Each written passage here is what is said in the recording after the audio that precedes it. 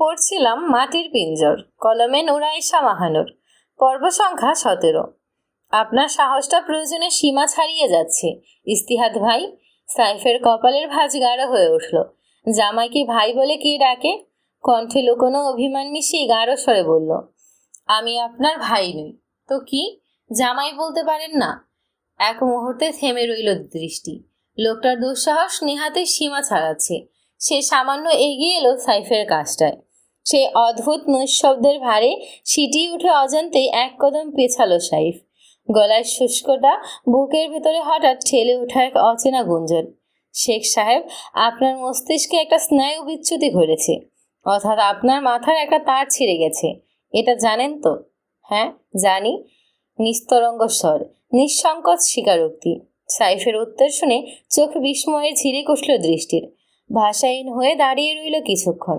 শেষমেশ ঠোঁট দুটো শক্ত করে বলেই ফেলল, এক্ষুনি বেরিয়ে যান এখান থেকে। এইরকম দুঃসাহস আর একবারও করবেন না। সাইফ কিছুটা এগিয়ে এসে কাতর মিনতির স্বরে ফিসফিস করল, আপনাকে একটু দেখি দৃষ্টি, শুধু একটু, এরপর চলে যাব। সত্যি? দৃষ্টির ভেতর হঠাৎ করে অজানা এক টানাপোড়েনের শুরু হলো। হৃদয়ের অতল গহ্বরে এক গোপন কাঁপন, এক অদৃশ্য মোচড়। কৃষ্ণপল্লব চাহনি আটকে রইল সাইফের চোখের গভীরে। মনটা ফিসফিস করে বলে উঠল, এমন করবেন না শেখ সাহেব। আমি দুর্বল হয়ে পড়ি। তবুও ঠোঁট অবিচল রইল। কোনো শব্দ উচ্চারিত হলো না। নিজেকে টেনে তুলে নিল এক কঠিন আবরণে। সাইফ বুঝে ফেলেছিল সেই অপ্রকাশ্য ভাষাও। হালকা এক রহস্যময় হাসি ফুটল ঠোঁটে। সে এক পা দুই পা করে এগিয়ে এলো। দৃষ্টির একেবারে সামনে এসে দাঁড়ালো। দৃষ্টি স্থবির, অনড়, নড়ল না একটুও। এখন তাদের মাঝে শুধু এক নিঃশ্বাসের ব্যবধান। চোখে চোখ রেখে সময়টাকে থমকে দিয়ে সাইফ ধীরে স্পষ্ট উচ্চারণে বলল, আপনাকে একটুখানি ছুঁয়ে দেখি দৃষ্টি। কোনো শব্দ উচ্চারিত হলো না দৃষ্টির ঠোঁট থেকে। তবুও সেই নীরবতাই অস্বীকৃতি ছিল না। চোখে ছিল এক অদ্ভুত সম্মতি, এক অনুচ্চারিত আহ্বান। সাইফ দুহাত তুলে রাখলো দৃষ্টির গালে। তার আঙুলের ছোঁয়া পেতে বিদ্যুৎপৃষ্ট শরীরের মতো কেঁপে উঠল দৃষ্টি। হঠাৎ কোনো পুরনো ব্যথা ছুঁয়ে গেল মমতায়।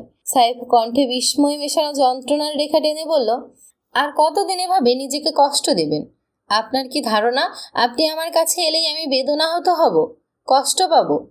নীরব নির্বাক দৃষ্টি, তার স্তব্ধতায় হাজার প্রশ্নের জবাব। সাইফ আবারও বলল, আর কতটা করলে আপনি বুঝবেন? আপনি আমার একমাত্র শান্তি। আপনার অস্তিত্বই তো আমার প্রাপ্তির শেষ প্রান্ত। কি করলে আপনি সত্যিই জানবেন? আপনি আমার কাছে থাকলেই আমি দুনিয়ার সবচেয়ে সৌভাগ্যবান পুরুষ হয়ে উঠব। বলুন, আমি তাই করব। নিজেকে নিঃশেষ করেও যদি আপনার ভুল ধারণাকে ভুল প্রমাণ করতে হয়, তবুও আমি তাই করব। আমি তো আপনার সঙ্গে নিজেকে সুখী মনে করি না, আর না আমি আপনাকে ভালোবাসি। যাকে ভালোবাসি না তার সাথে কেমন করে বাঁচব? শব্দগুলো টলমল করে বেরিয়ে এলো দৃষ্টির ঠোঁট ছুঁয়ে। কণ্ঠে নৈরাশ্যের কম্পন, অথচ চোখে স্পষ্ট দ্বিধার কুয়াশা। সাইফ হেসে উঠল। চাপা দাড়ির ফাঁকে তার খয়েরি ঠোঁট দুটো আলতোভাবে প্রসারিত হলো, আর সেই হাসির আড়ালে উকি দিল মসৃণ শুভ্র দাঁতের দীপ্তি। এক ধ্বংসাত্মক মুগ্ধতায় আটকে গেল দৃষ্টি। কয়েক নিঃশ্বাস ধরে অপলক তাকিয়ে রইল। এই মানুষটিকে অসম্ভব সুন্দর লাগে তার কাছে, অসহনীয় রকম আকর্ষণীয়। সাইফকে সত্যিই এমন সুদর্শন আর আকর্ষণীয়, নাকি কেবল তারই চোখে, কেবল তারই দৃষ্টিতে এই লোক এক রহস্যময় সৌন্দর্যের পরাকাষ্ঠা? সাইফ চোখ সরালো না। সেই হাসির রেখা নিয়েই বলল, আর কতদিন এভাবে নিজের মনকে সান্ত্বনা দিয়ে যাবেন দৃষ্টি? কি ভাবেন আমি বুঝি না আপনাকে? আমার চোখের সামনে একটু একটু করে বড় হয়েছেন আপনি। আপনার পায়ের নখ থেকে মাথার এক একটা চুল পর্যন্ত আমার চেনা।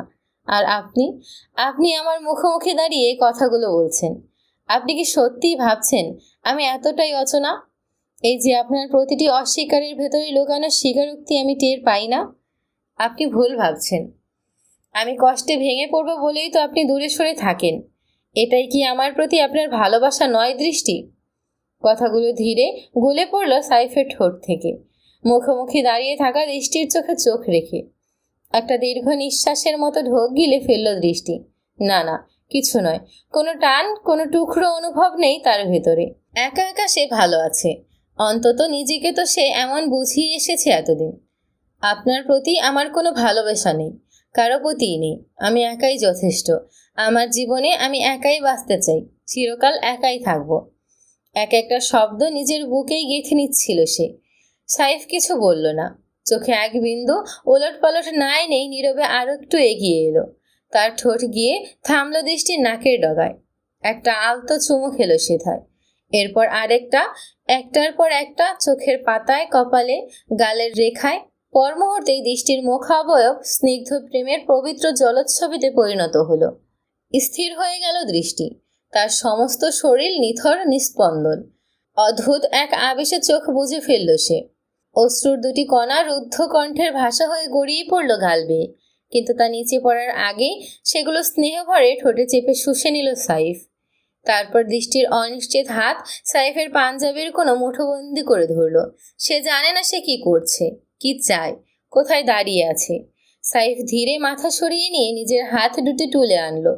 আঙুলের ফাঁক দিয়ে আলতো করে সরিয়ে নিল দৃষ্টির কপালের উপর এসে পড়া চুলগুলো।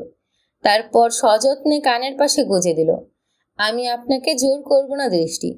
আপনার জন্য জনমভর অপেক্ষা করতে পারি আমি। শুধু আমাকে পাশে থাকতে দিন। এই যে আপনি একা একাই সমস্ত যন্ত্রণা গিলেন, বুকের ভিতর পোড়ান, একা একাই সব কষ্ট উপভোগ করেন, এতে আমার দারুণ হিংসে হয় জানেন।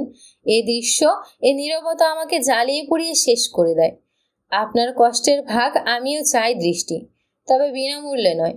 তার বদলে আমার সমস্ত সুখ, নিঃশেষ আনন্দ আপনার পায়ের কাছে অর্পণ করতে চাই। দৃষ্টি মাথা তুলে তাকালো। কণ্ঠে একটা বিদ্রুপাত্মক ঝলক। কে বলল আপনাকে যে আমি কষ্ট পাই? এই জগতের যাবতীয় সুখের মালিক আমি। আমার আবার কিসের কষ্ট বলুন তো?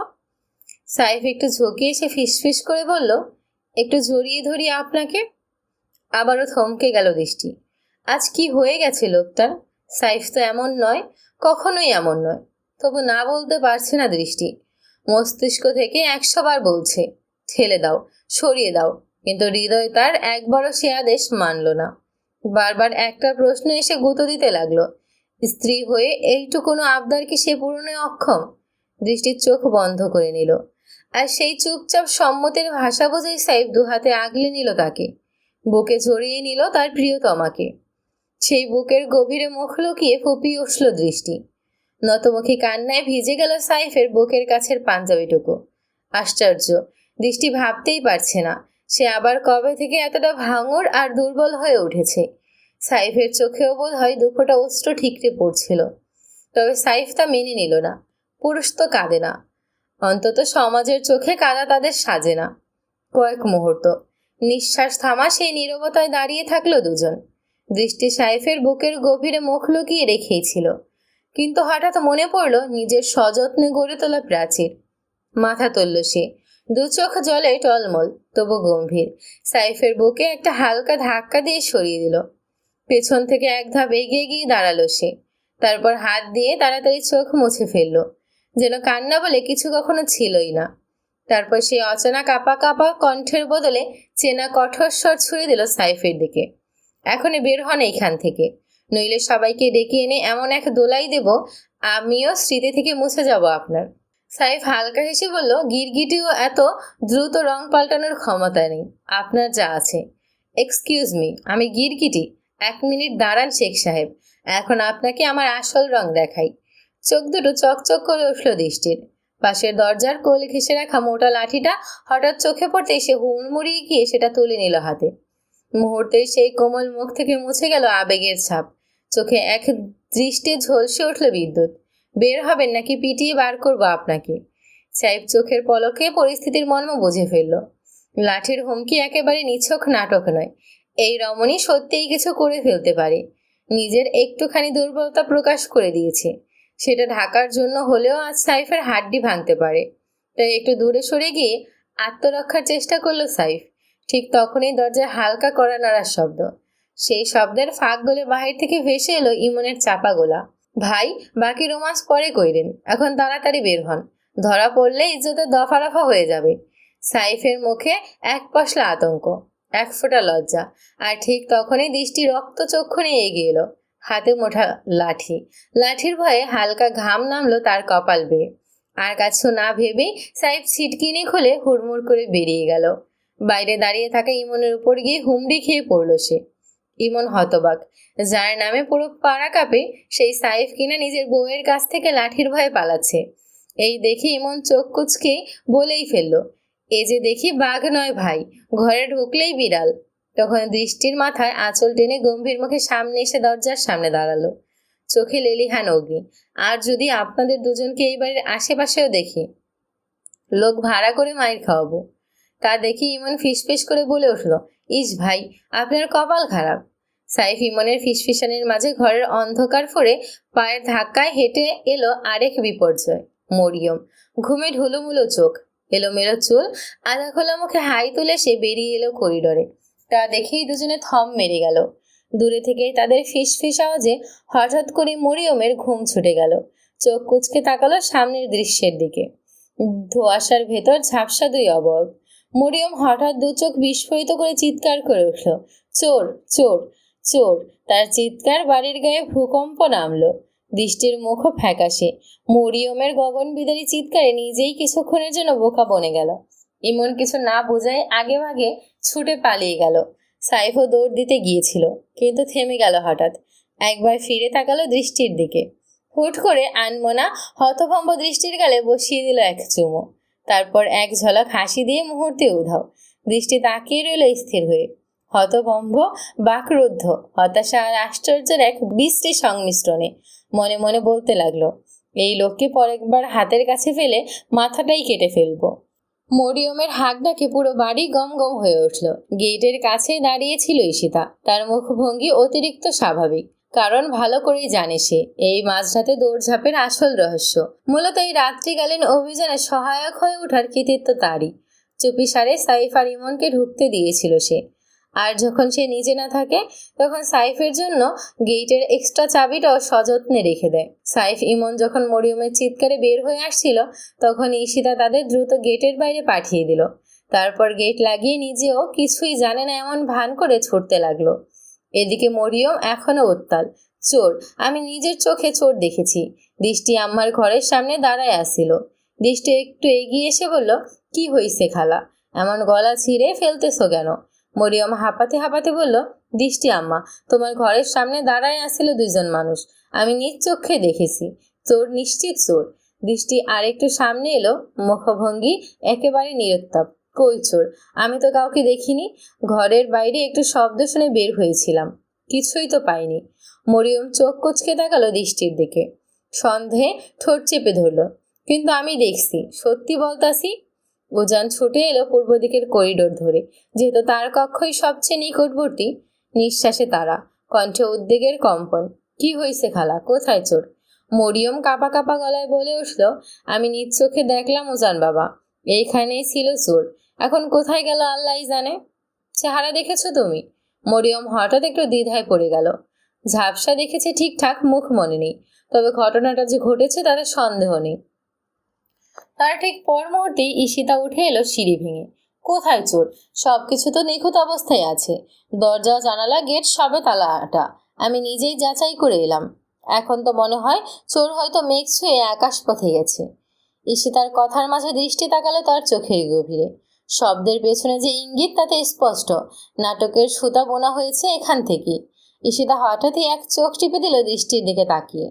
ষড়যন্ত্রের অদৃশ্য সিলমোহর বসালো। দৃষ্টি দীর্ঘ নিঃশ্বাসের স্বস্তি গিলে নিয়ে মরিয়মকে কোমল কণ্ঠে শান্ত করল, পাঠিয়ে দিল তার কক্ষে। উজান একবার তাকালো দৃষ্টির দিকে, আবার ঈশিতার দিকে। তার চোখে একরাশ সম্ভাব্য সন্দেহের ছায়া। কি বুঝলো সে কে জানে। নির্বাক নিস্তব্ধতার বুক চিরে আচমকায় অন্ধকার কক্ষে জ্বলে উঠল একটি মোমবাতি। মোমের কম্পমান শিক্ষায় উদ্ভাসিত হলো একজোড়া ঔজ্জ্বল্য ভরা দ্বন্দ্বপঙ্গক্তি, যার বিস্তৃত হাসিতে লুকিয়ে আছে এক মায়াবী বিভীষিকা। পায়ের শব্দে লুকিয়ে ব্যক্তিটি ধীরে ধীরে এগিয়ে এলো আয়নার সামনে। আয়নার প্রতিবিম্বে সেই মোমের আলোয় ফুটে উঠল একটি ছবি। তুলে আলা হলো নিশার হাতে। কোনো প্রেতচিত্র ধারণ করা হলো বাস্তবের ফ্রেমে। ছবির ভেতর সজলের মুখ ঠিকরে উঠছে কুয়াশার মতো উজ্জ্বলতায়, অথচ সেই আলোয় নেমে আছে এক গভীর অভিশাপের ছায়া। ছবির দিকে এক পলক তাকিয়ে মুখটা সামান্য নিচু করে ঠোঁটের ফাঁকে ফিসফিসিয়ে বলে উঠল ব্যক্তিটি, ওপরে খুব খারাপ থেকো, দোয়া করি। যেই যন্ত্রণায় তুমি মরেছ এই দুনিয়ায়, সেই যন্ত্রণা তোমার কাছে যেন শীতল মনে হয়, কারণ পরপারে হয়তো তুমি জ্বলবে দ্বিগুণ অনলে। আর ঠিক তখনই কক্ষ কাঁপিয়ে উঠে এলো তার হাহাকারে ভেজা বিকৃত উল্লাস। হো হো হো করে হেসে উঠল সে। সেই হাহাকার ভেজা হাসির অভিঘাত এমনই ভয়ানক ছিল যে যদি সেখানে কেউ উপস্থিত থাকতো তবে নিশ্চিত তার শ্বাস থেমে যেত আতঙ্কের নিঃশেষে। সেই হাসি কোনো অশরীরের মতোই শোনালো, কিন্তু হঠাৎই সেই ভয়াবহ অট্টহাস্য নিজের বুকেই গিলে ফেলল ব্যক্তিটি। চোখ দুটি স্থির সজলের ছবির দিকে। ধীরে একপাশে ছবিটি ধরে মোমের শিখা চেপে ধরল ছবিটির ঠিক তার কিনারায়। প্রথমে আলতো আগুনে গলে উঠল কাগজের আবরণ, পর মুহূর্তে তা দাউ দাউ করে জ্বলে উঠল এক নিঃশেষ প্রতিশোধের মহাযজ্ঞে। ছবির রেখার সঙ্গেই পড়ে গেল কারো অস্তিত্ব, যার নাম ছিল সজল। অন্তিম ছায়ের উষ্ণতা ব্যক্তিটির পায়ের নিচে পিষে দিল নীরবে। আগুনের গর্ভে চাপা পড়ে থাকা শেষ অভিশাপকেও নির্মমভাবে ধ্বংস করল। আয়নার সামনে ছবির রেখার সঙ্গেই পড়ে গেল কারো অস্তিত্ব, যার নাম ছিল সজল। অন্তিম ছায়ের উষ্ণতা ব্যক্তিটির পায়ের নিচে পিষে দিল নীরবে। আগুনের গর্ভে চাপা পড়ে থাকা শেষ অভিশাপকেও নির্মমভাবে ধ্বংস করল। আয়নার সামনে আবারও দাঁড়ালো সে। এইবারের চাহনিতে নিজেকেই খুঁজে পেল বিভৎস রূপে, এক বিকৃত বিকলাঙ্গ আত্মার সঙ্গী। ঠোঁটের কোণে টেনে তুলল আর এক দানবীয় হাসি, তারপর এক ফু দিয়ে নিভিয়ে দিল শেষ আশার আলো মোমটা। আর মুহূর্তেই কক্ষটা ডুবে গেল অতল এক অন্ধকারে।